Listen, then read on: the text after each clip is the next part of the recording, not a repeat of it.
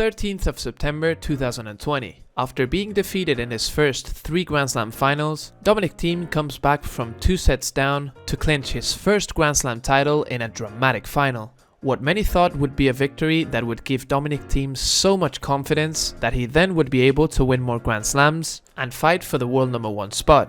30 months later, the Austrian is out of the top 100 and is piling up loss after loss. So what has exactly happened with Dominic Thiem? How could a Grand Slam champion and possibly the biggest threat to the big three have such a tragic downfall? In this video, we're gonna take a look at what exactly happened with Dominic Thiem and what are the chances of him coming back to his usual level. If you enjoyed the video, feel free to hit the like button and subscribe to the channel if you would like to enjoy more great tennis content. That said, let's get right into the video. 2020 was quite a difficult year, and for many tennis players it was very difficult to handle. But Dominic Thiem had his best overall season in 2020, ending up as world #3, with 1 Grand Slam title at the US Open, and also a magnificent Australian Open run, where he possibly played the best tennis of his career on hardcourt, defeating Monfils, Nadal and Zverev en route to the final, a final in which he led by 2 sets to 1 and had Djokovic against the ropes, but ended up losing in 5 sets. Well, after the US Open came Roland Garros. Yes, I told you that 2020 was weird, and Dominic Thiem came with very little rest, with just 2 weeks to make the transition from playing on the US Open hardcourts to the clay in Paris, which was very different from other years, as the temperatures were much colder and the ball was so much heavier. Nonetheless, after his title at the US Open, he came as one of the favorites, of course, but you could tell that the conditions of the court were not very favorable for his game style. The ball didn't get much spin, which is one of the keys to Dominic Thiem's game style, especially on clay courts. He won his first 3 matches in straight sets, but in the 4th round, when leading by 2 sets to love, he had a major scare against the local Hugo Gaston, who was ranked world number 239, but was an absolute nightmare in that match, playing drop shots almost every point. Thiem ended up winning the match in 5 sets, but that match would have consequences physically for the Austrian, who had to run for over 50 drop shots in the match. His next match would be against the Argentine Diego Schwartzman, who came in the best form of his career, after making the Rome final and defeating Rafael Nadal on the way, so a very tough battle was expected. And in fact, the match was an absolute war.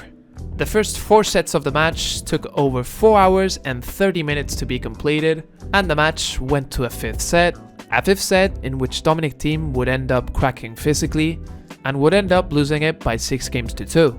Obviously a very heartbreaking defeat, but let's be honest, Thiem had the toughest draw possible. If he had won that match, he would have faced Rafael Nadal in the semis, which would have been a very tough task, and hypothetically then Djokovic in the final.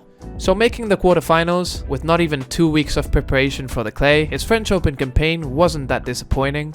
He would only play 2 more tournaments in the year, in Vienna, where he lost against an informed Andrei Rublev, and the Nitto ATP finals, where he actually played great, defeating Tsitsipas, Nadal and Djokovic before losing to Daniil Medvedev in the final. A quite brilliant Nitto ATP finals campaign to end up a brilliant season for him. So 2021 came along, and in his first match at the ATP Cup, we saw a Dominic Thiem far from his best level, losing to Berrettini by 6-2 and 6-4. Not a great way to start the season, but Berrettini as a first match of the season is quite tough, you gotta say. So the Australian Open came, and after 2 straight set victories in the first 2 rounds, a very big test came for Dominic Thiem.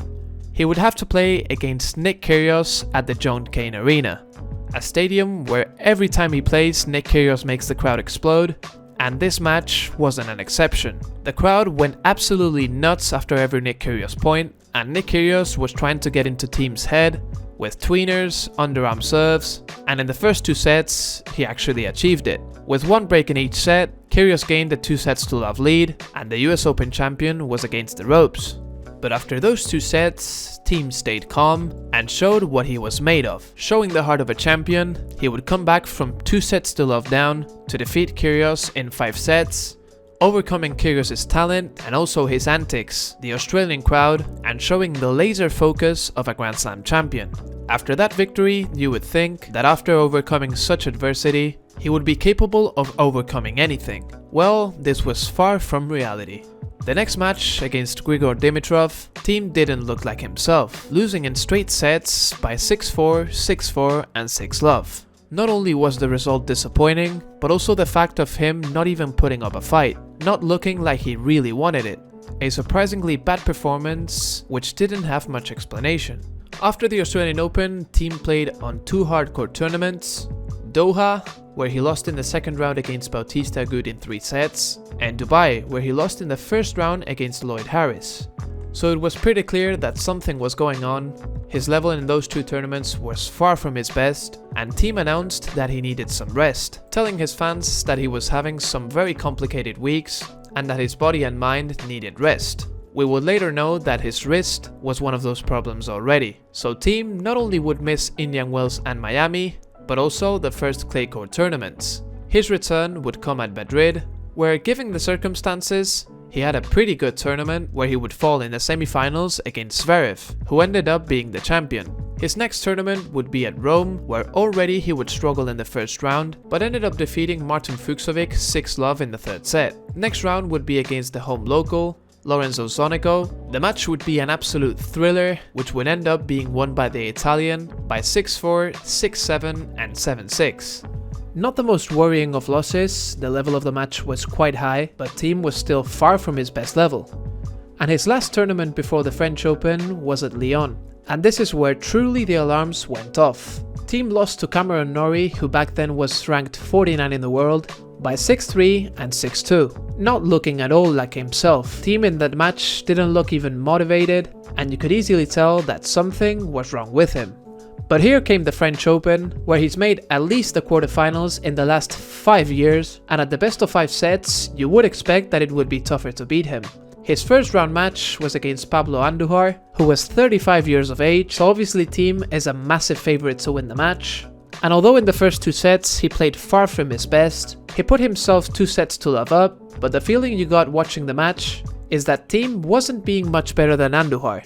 Things were very tight and Thiem wasn't comfortable at all. And after the first 2 sets came one of the most shocking upsets in recent years, with Andujar winning by 6-3, 6-4 and 6-4, causing the upset of the tournament and proving again that something was wrong with Dominic Thiem. His ground strokes weren't making the damage that they used to, his consistency was not there, and he was missing the courage of a champion. All of this had an explanation, and the explanation is that Dominic Thiem's body was not at 100%, especially his wrist. And in his first match of grass that year, when leading by 5-2 against Adrian Manarino, Thiem would have a season-ending wrist injury. After this injury, Thiem revealed that he had been struggling with his wrist throughout the whole season, something that gives an explanation to how he didn't look like himself on court. Playing with pain is something that takes all the fun on the court, it takes away the motivation, and it was surely the reason why Dominic Thiem didn't seem to have that much motivation on the court. Very shy celebrations, matches where he didn't put on a fight.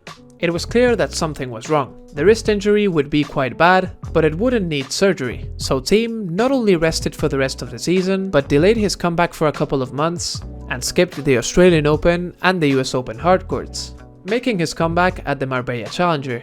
Something that some people would look as weird, but it's sometimes a wise decision to start in Challenger events and gain some confidence before you play ATP events. There was quite a lot of expectation for his comeback, nobody knew where his current level was, and in his first match we knew that his level was very far away from his best, as Thiem lost in straight sets to the world number 228 Pedro Cachin, 6-3 and 6-4. But obviously in a comeback you should be patient. You need matches to gain some confidence back, but many losses started to pile up for Dominic Thiem. In fact, he didn't get a single win in the whole clay court season, losing in the first round in the 6 events he played, only winning 1 set out of all the matches. Now things would start to get truly worrying. After the French Open, Thiem decided to play a Challenger event again, and there came his first win of the season, against the world number 210 Filip Mislic. Maybe this could be the start of something.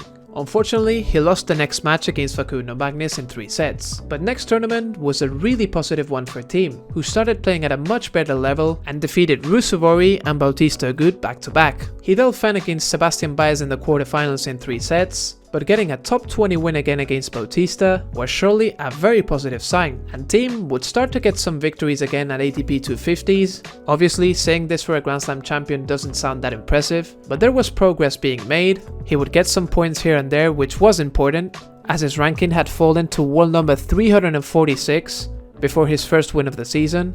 So he arrived to the US Open with some victories at 250 events.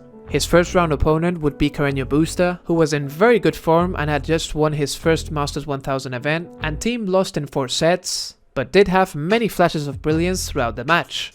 But Carreño Busta was just too consistent for him.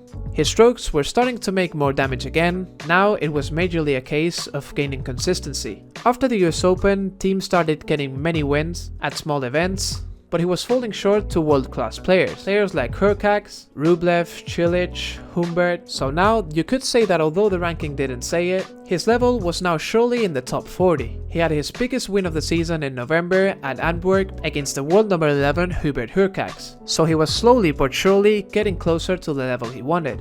In his last event of the season, he got an incredible win over Tommy Paul, one of the best ATP matches of the season, but then was dominated by Daniil Medvedev in the next round. Now, in the postseason, it was time to work hard. He was now so much closer to the level he wanted, and surely 2023 would be the season where he would climb in the rankings again and compete to be one of the best players in the world. Or maybe not.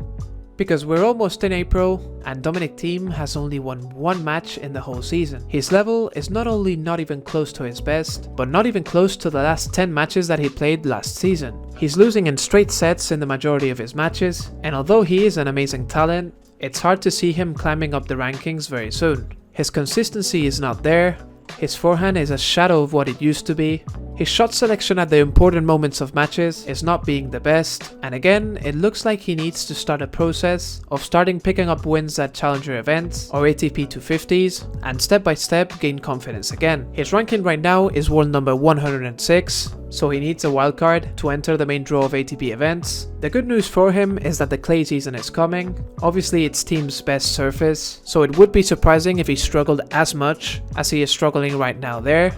What do I think is gonna happen with Dominic Thiem? Well, maybe I'm being caught up in the moment, but it's very tough to see him climb back to his absolute best. He's still 29 years of age, so there shouldn't be much rush if things are not going his way. He is an extremely hardworking guy, so I do think he will get back to a very good level, especially on clay.